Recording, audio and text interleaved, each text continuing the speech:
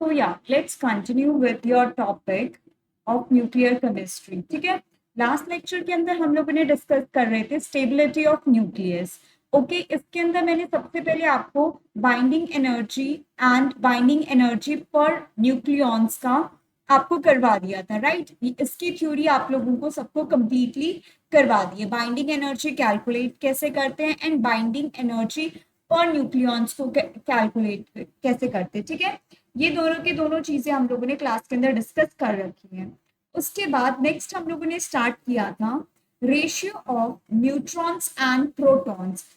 ठीक है, neutrons and proton ratio को और हम लोग एन अपॉन पी रेशियो से भी स्टेबिलिटी ऑफ न्यूक्लियस को डिफाइन करते हैं, राइट। एक हम लोगों ने ये चीज देखी थी।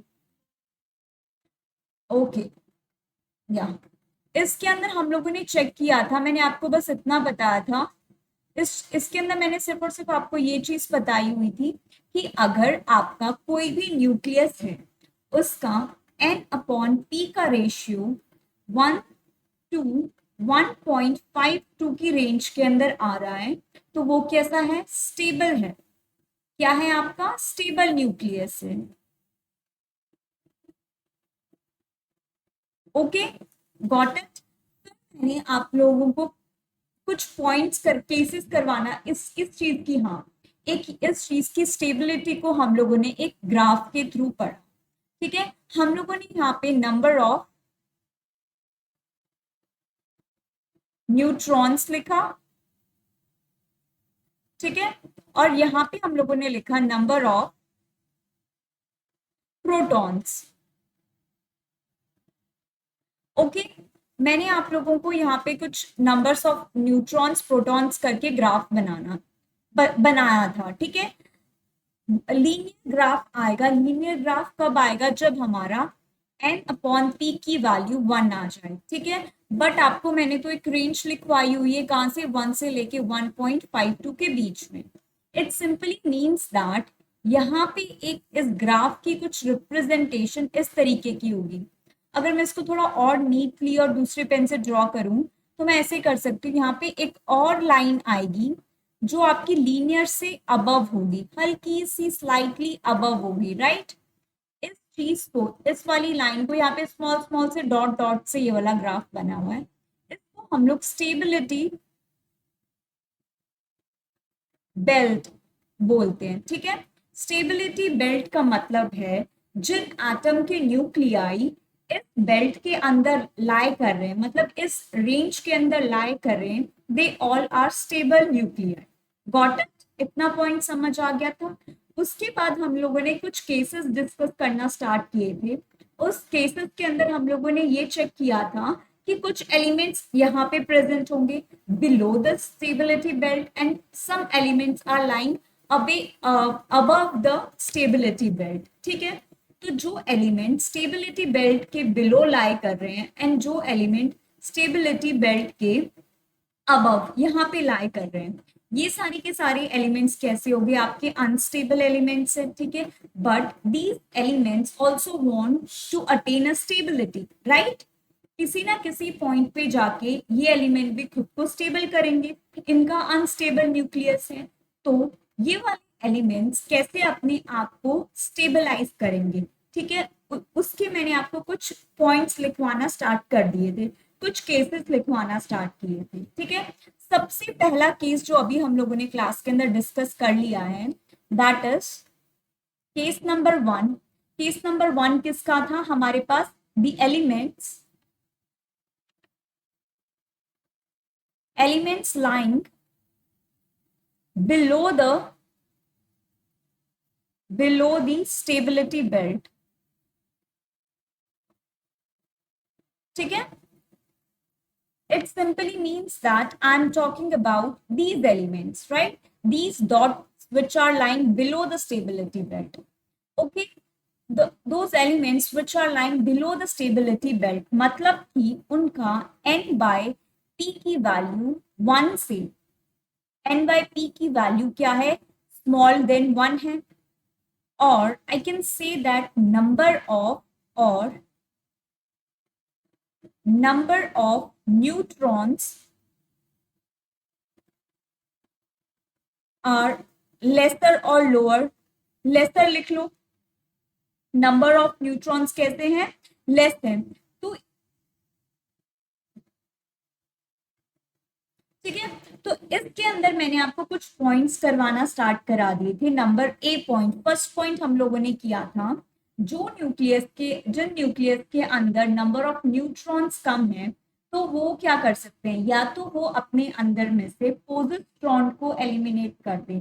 Positron simply positive charge carrying particle है, ठीक है। नंबर फर्स्ट स्टेप था पोजिट्रॉन एमिशन। पोजिट्रॉन एमिशन का मतलब है अपने में से अगर पॉजिटिव चार्ज कंटेनिंग पार्टिकल निकाल दे, ठीक है, इसका मास 0 होता है और चार्ज +1 है, ठीक है। अगर देखो आपके पास एक सिस्टम है, उस सिस्टम के अंदर नंबर ऑफ प्रोटॉन्स ज्यादा है, इसीलिए तो न्यूट्रॉन्स कम हो गए। नॉर्मल सिस्टम के अंदर neutron protons are equal in amount, ठीक है। But in some elements, nuclei containing more number of protons, or I can say that they containing less number of neutrons. ठीक है? So just to neutralize it, just to put your protons equals to your neutrons, we can do one thing. क्या कर सकते हैं हम लोग वो, we can eliminate out positive charge containing particles from the nucleus. उस चीज को हम लोग क्या कहते हैं, positron emission, right. Positron emission कर सकते हैं। तो ठीक है, मैंने इस चीज को आपको लिखा था P. P is your particle which having one mass number, one atomic number, ठीक है। इसके अंदर से जब मैंने निकाला 0 मास नंबर एंड +1 चार्ज का element, that is your positron, तो बनेगा क्या, एक न्यूट्रॉन हमारे पास बन जाएगा। न्यूट्रॉन्स के ऊपर चार्ज 0 होता है और एक क्या होता है, प्रोटॉन होता है, राइट। आप में से किसी ने मुझे कहा था कि आपको ये बैलेंसिंग नहीं आती है, राइट।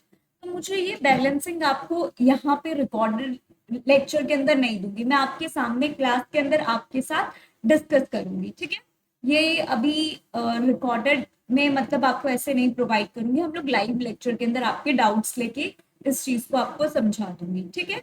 गॉट इट, ये वाला यहाँ तक आप लोगों को समझ आ गया। पहला तो केस हो गया, जो भी आपका एलिमेंट होगा उसमें से एक मैंने पॉजिटिव पार्टिकल्स को निकाल दिया, अब मेरे पास बचा ये वाला पार्टिकल। अब इस वाले पार्टिकल की आपको n अपॉन p की वैल्यू कैलकुलेट करनी है, राइट।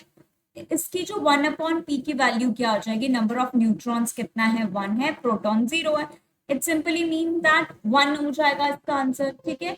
और हमें पता है 1 क्या है, 1 इज अ स्टेबल, राइट। 1 कैसा है हमारा, स्टेबल न्यूक्लियस हो जाएगा, राइट। तो ये तो आपका था केस नंबर 1। अब मैं आपको बात करती हूँ केस नंबर 2। इसी के अंदर केस नंबर 2 हम लोग डिस्कस करेंगे, इसी के अंदर जिसके अंदर अभी हम लोग बात कर रहे हैं, element line below the stability belt. दूसरा केस क्या हो सकता है, केस नंबर बी लिख देती हूँ, के कैप्चर। के कैप्चर का क्या मतलब होता है, के कैप्चर सिंपली मीन्स दैट अगर आप पॉजिटिव चार्ज निकालो ना, पॉजिटिव चार्ज को न्यूट्रलाइज कर लो by accepting the negative charge, right. It means p की पावर 1, 1 मतलब atomic number 1 and mass number 1 ने जब आपके एलिमेंट ने एक नेगेटिवली चार्ज पार्टिकल को अपने अंदर एब्जॉर्ब कर लिया, तो ये क्या बना देगा, एक neutron. Got it. So this is the second method of increasing your number of neutrons. तो इसका भी सेम, अगर मैं n upon p की वैल्यू कैलकुलेट करती हूँ, I will get again a 1 and 1 is a stable, right? Got it? इतना समझ आ गया। दो तरीके अभी तक हम लोगों ने डिस्कस कर लिए, A and B, just to increase your number of neutrons in your nuclei. एक तो by the emission of your positron, second one is by capturing your electrons. Okay, इस इलेक्ट्रॉन कैप्चर को हम लोग के कैप्चर के नाम से पढ़ते हैं। ओके, एग्जामिनर आपको इलेक्ट्रॉन कैप्चर नहीं लिख के देगा, they gonna use the word के कैप्चर। के capture simply means that acceptance of a electron, and positron emission, it simply means that emission of electron in the form of your positive charge. पोजिस्ट्रॉन होते हैं वो, पोजिस्ट्रॉन positive charge carrying electron होता है, ठीक है, got it, या चलो दो केसेस हम लोगों ने पढ़ लिए। सेकेंड सिनेरियो की अगर मैं बात करूं, element lying above the stability belt, simply now I am talking about in elements के बारे में मैंने बात कर लिया, ठीक है, बिलो द स्टेबिलिटी बेल्ट के बारे में हम लोगों ने बात कर ली। अभी मैं बात करने वाली हूँ इन एलिमेंट्स के बारे में, those elements which are lying above your stability belt. Okay, चलो इनकी भी स्टोरी सुन लेते हैं। सेकेंड केस है द एलिमेंट्स लाइंग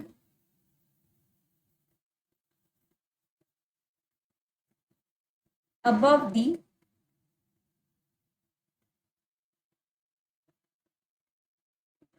ठीक है, इसके अंदर क्या होगा, above the stability belt lie कर रहे हैं, और I can say that containing more number of neutrons, right. हम इस चीज को ऐसे भी तो कह सकते हैं, लार्ज नंबर और लार्ज नंबर ऑफ न्यूट्रॉन्स को वो क्या कर रहे हैं, कैरी कर रहे हैं, ठीक है। तो इस केस के अंदर हम लोग क्या करने वाले हैं,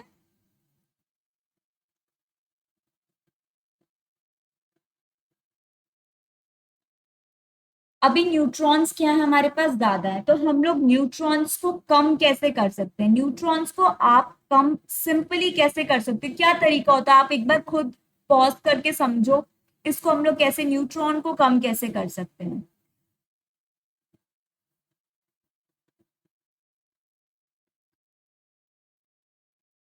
सोच लिया आप लोगों ने। इसमें हम लोग क्या करेंगे, the electron emits beta particle, so that जो हमारा, अगर हम लोग इसके अंदर से बीटा पार्टिकल को निकाल दें, ठीक है, अगर मैं इसके अंदर से अपना बीटा पार्टिकल को निकाल दूंगी तो मेरा क्या हो जाएगा, अपने आप जो हमारे न्यूट्रॉन है वो कम हो जाएंगे। कैसे, फॉर एग्जाम्पल मेरे पास प्रेजेंट है, चलो एक न्यूट्रॉन से स्टार्ट कर देते हैं, ठीक है।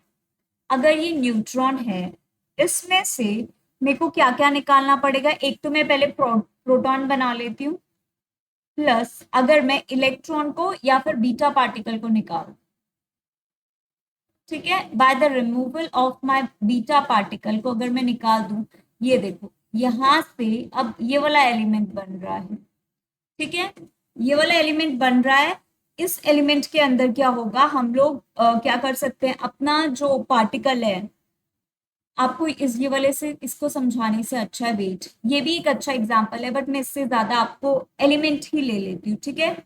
अगर मेरे पास H31 प्रेजेंट, राइट, इसमें से अगर मुझे नंबर ऑफ न्यूट्रॉन्स कम करने, ठीक है, यहाँ पे प्रोटॉन 2 है, ये 1 है, राइट, इसका रेशियो कितना आ जाएगा, 2 तक आएगा, 2 तो बहुत ज्यादा है, तो मुझे इसके अंदर नंबर ऑफ न्यूट्रॉन्स को कम करना है, राइट, इस चीज को कम करना है। यहाँ पे क्या है, आपका एन और पी का वैल्यू ग्रेटर है 1 टू 1.52 से ज्यादा है, ठीक है, इस चीज को मुझे कम करना है, तो मैं क्या करूंगी, इसमें से एक इलेक्ट्रॉन को एलिमिनेट आउट कर देती हूँ सिंपली, या फिर आई कैन से इलेक्ट्रॉन मत बोलो, बीटा पार्टिकल बोलो, ठीक है। क्या किया आप लोगों ने, एक wait beta particle, beta particle की क्या कर दी, एमिशन कर दी, गॉट इट। हम लोगों ने क्या किया, एक बीटा पार्टिकल को अपने इसके अंदर से, न्यूक्लियस के अंदर से निकाल दिया। अब जो मेरा ये वाली वैल्यू होगी, ये क्या हो जाएगी, इस रेंज के अंदर लाई करेगी कि नहीं करेगी, 1/2 हो जाएगा, राइट। हम्म, ठीक है, इसकी जो वैल्यू करेगी इससे तो बेटर ही हो जाएगी, ठीक है। तो ये एक आपको तरीके सिखाए गए हैं कैसे कैसे करके हमारा जो न्यूक्लियस है वो स्टेबल हो सकता है, ठीक है। एक कार्बन का करके देख लो, एक और, इसमें से अगर आप लोग को इसको स्टेबल न्यूक्लियस बनाना है तो आप कैसे बनाओगे, 14/14 प्लस ये बड़ा अच्छा एग्जाम्पल है ना? ये बड़ा अच्छा इससे आपके पास एग्जैक्टली वन आ रहा है, एग्जैक्टली वन आ जाएगा हमारे पास neutron to proton ratio, right? या it is a good example. तो क्या हो गया, एक ये हमारे पास तरीका हो गया, ठीक है, उन एलिमेंट्स के लिए which are lying above your stability belt, ठीक है, गॉट इट? चलो, ये तो हम लोगों ने कुछ तरीके इन सब के पढ़ लिए, ठीक है। ओके, तो या ये अभी आप लोगों ने दो केसेस देख लिए, ठीक है। अभी हम लोगों ने दो केसेस को अभी यहाँ पे स्टडी कर लिया, ठीक है। This was your case number 1।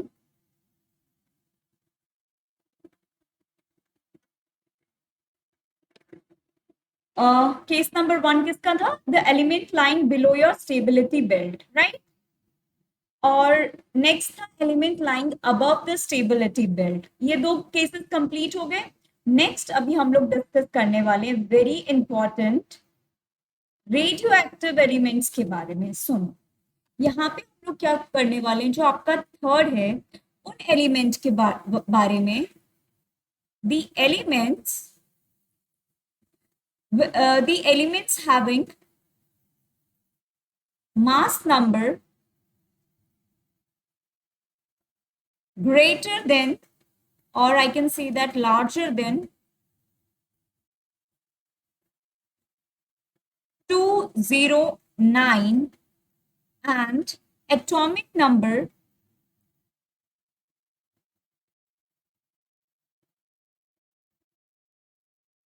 larger than 83। एक मिनट, ठीक है। इनका जो आपका है n/p रेशियो ग्रेटर देन 1.52, ठीक है, greater than 1.52, and these elements are radioactive in nature. These elements are radioactive active in nature। इसका मतलब सुनो, देखो, जिन जिन एलिमेंट्स का मास नंबर, जिन एलिमेंट का आपका जो मास नंबर है वो किससे ग्रेटर है, larger than 209, and their atomic number is larger than 83, ठीक है, इससे ज्यादा है, तो बहुत ऑब्वियस सी बात है, इनका जो एन बाय पी का रेशियो है, एन बाय पी का जो आपका रेशियो होगा वो क्या होगा, 1.52 से बहुत बहुत ज्यादा होगा, ठीक है। ऐसे एलिमेंट्स क्या हो जाएंगे आपके, रेडियो एक्टिव इन नेचर हो गए, मतलब कि वो खुद में से पार्टिकल निकाल के एक स्टेबल पार्टिकल बनाएंगे, ठीक है, एक पार्टिकल को निकाल के एक स्टेबल एलिमेंट को बनाएंगे। ओके, ऐसे कौन से एलिमेंट्स होते हैं, ये है आपको याद करने वाली चीज आपके लिए। एग्जाम्पल अगर मैं यहाँ पे लिखूं इनके, आप सबको मतलब एग्जाम्पल ना भी लिखूं तो भी आपको पता चल गया होगा मैं किस कौन से एलिमेंट की बात कर रही हूँ। यूरेनियम, राइट, यूरेनियम का कितना होता है, 92 तो होता है इसका ये, और इसका मास नंबर कितना होता है, 238, राइट। अगर मैं इसका एन बाय पी का रेशियो लिखूं, एन बाय पी का रेशियो कितना हो जाएगा, 146/92, ठीक है, इसको डिवाइड करके आएगा 1.58, 1.52 से तो भाई ये ज्यादा ही है। एक और एग्जांपल लिख लो इसका, अगर हमारे पास प्रेजेंट है 234 एंड 90 वाला, तो इसका एन बाय पी का रेशियो कितना हो जाएगा, 144/90, इट विल बी 1.6, ठीक है। इनकी वैल्यू तो भाई बहुत ज्यादा है, तो ये क्या करते हैं, ये वाले जो एलिमेंट्स होते हैं, these elements emits alpha particles, ये क्या करते हैं, एक second, these elements emit alpha particles, ठीक है, and form stable nucleus. Okay, got it. चलो, आप लोगों को एक रिएक्शन लिख के दिखा देती हूँ। यूरेनियम का, इसके पास है 238 मास नंबर एंड 92 क्या है इसका एटॉमिक नंबर। ठीक है, अनस्टेबल है। ये रिलीज आउट करके बना देता है मेरे पास ये वाला एक एलिमेंट। ठीक है, अब ये स्टेबल कैसे फॉर्म कर रहा है? By emitting your alpha particle. Alpha particles क्या होते हैं? हीलियम होता है। This is your alpha particle. ठीक है, और ये क्या हो गया? रेडियो एक्टिव इन नेचर होता है। ठीक है, रेडियो एक्टिव एलिमेंट बना देते हैं। इस इस प्रोसेस से क्या होगा? आपके protons and neutron equally decrease हो जाएंगे। ठीक है, आपके न्यूट्रॉन्स भी एंड प्रोटॉन्स भी, वो दोनों के दोनों डिक्रीज होंगे। ठीक है, आप यहाँ पे लिख लो। ठीक है, इन दिस प्रोसेस, एक सेकेंड, इन दिस प्रोसेस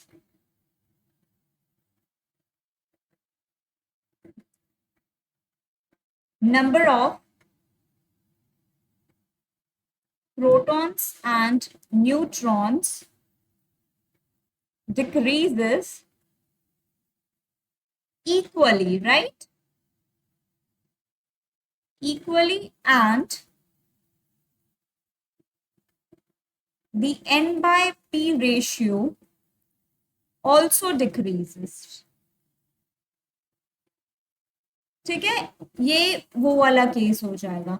अभी हम लोगों ने सारे के सारे केसेस स्टडी कर लिए। ठीक है, आपको यहाँ पे अभी याद क्या क्या करना है? आपको 3 पॉइंट्स याद करने। सबसे पहले, जो एलिमेंट्स आपके बेल्ट से ऊपर लाए करते हैं। ठीक है, एलिमेंट्स आपको ना, अभी मैं एक नोट लिखवा देती हूँ यहाँ पे, एक आप नोट करके लिखो।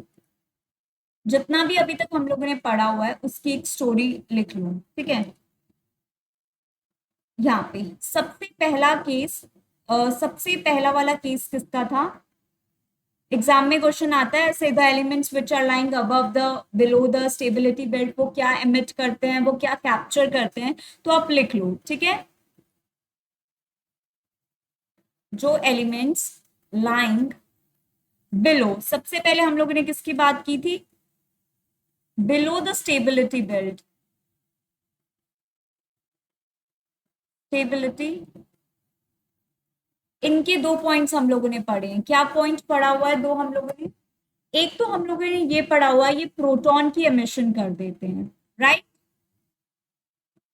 पोजिस्ट्रॉन, सॉरी, एमिशंस। ठीक है, पोजिस्ट्रॉन की क्या करते हैं? ये एमिशन करते हैं। What is your positron? E की पावर 0 माइन +1 पॉजिटिव चार्ज कैरिंग, या फिर वो के कैप्चर कर लेते हैं। ठीक है, ये दो चीजें हम लोगों ने यहाँ पे पढ़ी। सेकेंड पॉइंट हम लोगों ने पढ़ा था, दो elements lying above the stability belt। एक minute,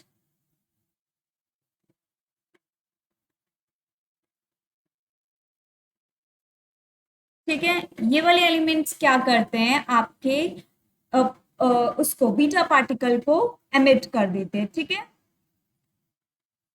beta particle emission, basically E0 -1 को क्या कर देते हैं? अपने आप में से निकाल देते हैं, एमिशन कर देते हैं। थर्ड केस किया हुआ था रेडियो एक्टिव का।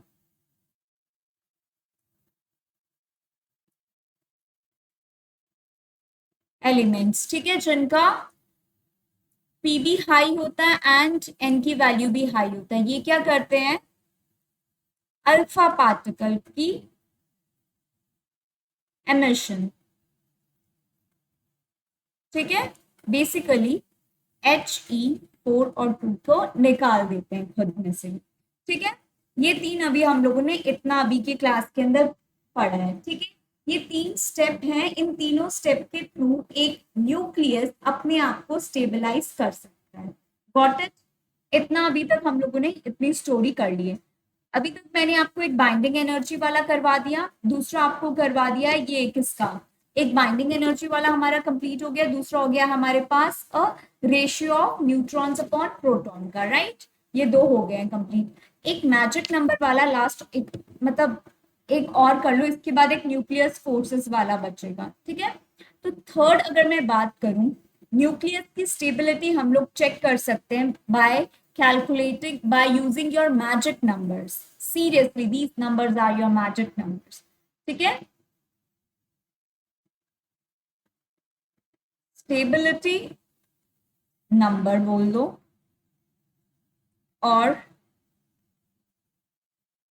Magic number. भाई मैजिक नंबर क्यों बोल क्यों रहे हैं, सुनो, ये आपको मैं यहाँ पे अभी कुछ नंबर्स लिखूंगी, ठीक है। ये सारे के सारे नंबर्स क्या होते हैं, अगर यहाँ पे आप लिख लो द न्यूक्लियस स्टेबिलिटी या फिर मैजिक स्टेबिलिटी नंबर या फिर मैजिक नंबर का मतलब क्या है, सुनो। जिस भी न्यूक्लियस के अंदर इन जो आपको अभी मैं नंबर लिखवाऊंगी, इन नंबर के इक्वल या तो आपका मास नंबर हो या फिर आपका एटॉमिक नंबर हो या तो दोनों के दोनों हो, कुछ भी इस नंबर के इक्वल होंगे तो वो न्यूक्लियस क्या होंगे, अपने आप स्टेबल हो जाएंगे। तो आप लिख लो the nuclei, the nuclei having the number of protons and neutron, protons और neutrons लिख दो, जरूरी नहीं है ना, neutrons equal to